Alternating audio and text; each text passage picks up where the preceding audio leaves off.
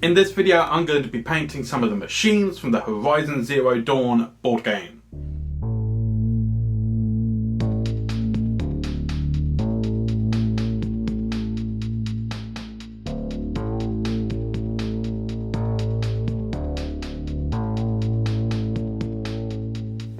So back in 2017, a video game was released as a PlayStation exclusive under the title of Horizon Zero Dawn, in which you play a girl called Aloy, who is a hunter of sorts going out hunting machines in a futuristic post-apocalyptic world.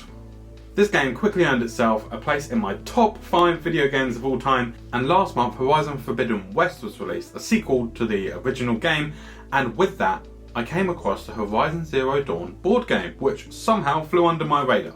Upon discovering this, I needed to buy the game, and today I'm going to be showing you, if you have this game, how to paint the machines. Some basic steps to getting these machines to a tabletop standard that apply to basically all of them.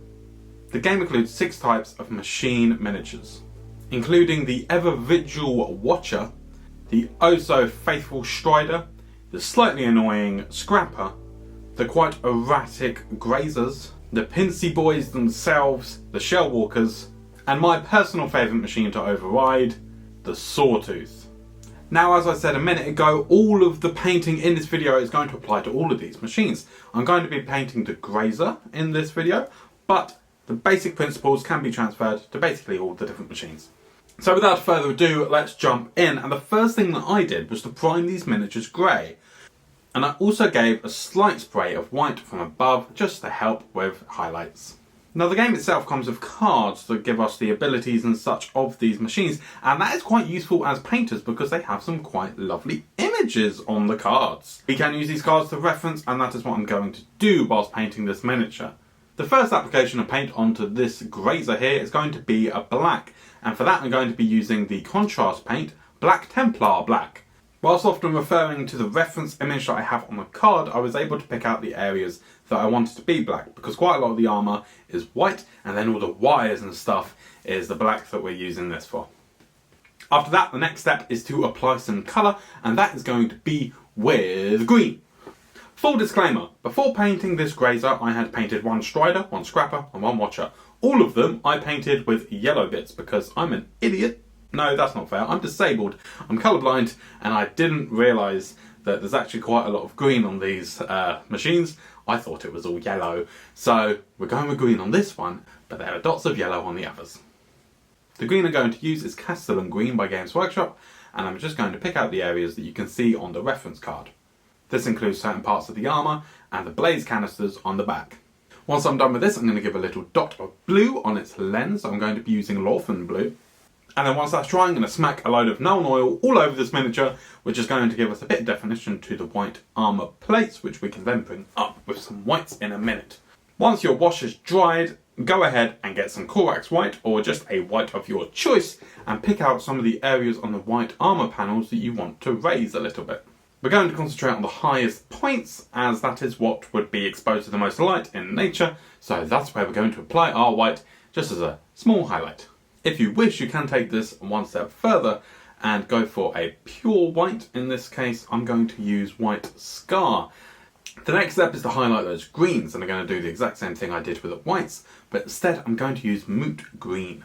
After that, I'm going to add just a small dot of Fenrisian Grey to the lens, just to make it seem a bit brighter, and then we're going to move on to the base.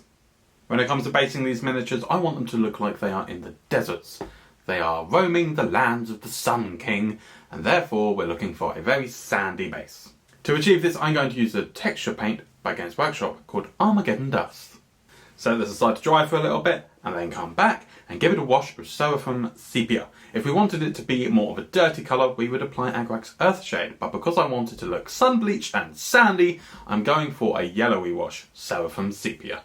Once that wash is dried, I'm going to use the dry paint by Citadel called Tyrant Skull, and I'm just going to dry brush this across the base, catching all the raised parts of texture. Now, this is a pretty cool place to finish the base, but I'm going to take it one step further and take out some pigments. I'm going to be using the Vallejo pigment of the name of Dark Yellow Ochre. I'm going to apply just a little bit of this to some patches on the base just to add a bit of variation to colour. Once you've worked that in and got rid of any of the loose bits, I'm going to apply some grass tufts. And I'm going to be applying Mordian Corpse Grass by Citadel, as it's a more dead looking grass. It doesn't look fresh, it's got a bit of a yellow tinge to it, which is perfect for the desert scene. As a finishing touch, we're going to apply the black rim and then get on to the grand reveal.